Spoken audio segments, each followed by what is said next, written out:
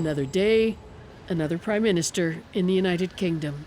The leadership changes within the governing Conservative Party, whiplash-inducing in recent weeks and months. Mr. Sunak, can you really unite the party now? Now, Rishi Sunak, Boris Johnson's former Chancellor, blamed by some for Johnson's downfall, is being touted as a unifier. His was the only name on the ballot.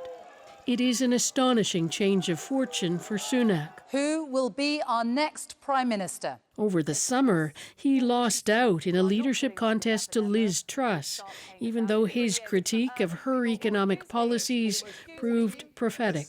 That would lead to mortgage rates, interest rates going up to 7%. Can you imagine what that's going to do for everyone here and everyone watching?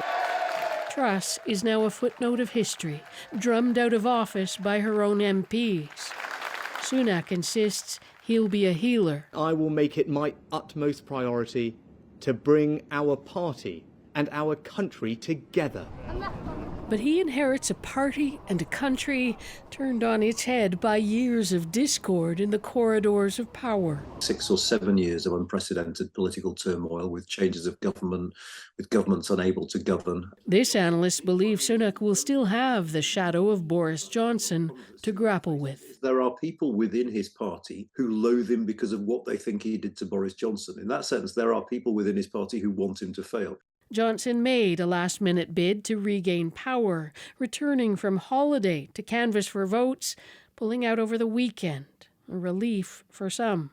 I just think it was chaotic when he was in charge, so I don't want to see that again. Yeah, I'd rather have Rishi back in office. Better than Boris. There are too, of course, many people here still clamoring for a general election. Their chance to choose the country's leadership, they say, for a change. So, Margaret, that's interesting because despite calls from some to go back to the voters, there does seem to be sort of little sign of another election.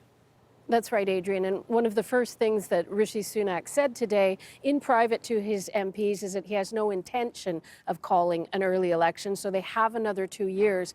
But critics would say that if he can't get a handle on the infighting and the divisions that have really paralyzed successive Conservative governments here, then the public pressure to hold a general election could become overwhelming. And opinion polls will tell you if you held it today, the opposition Labour Party would win. All right, Margaret Evans, outside number 10 Downing. Thanks, Margaret. You're welcome.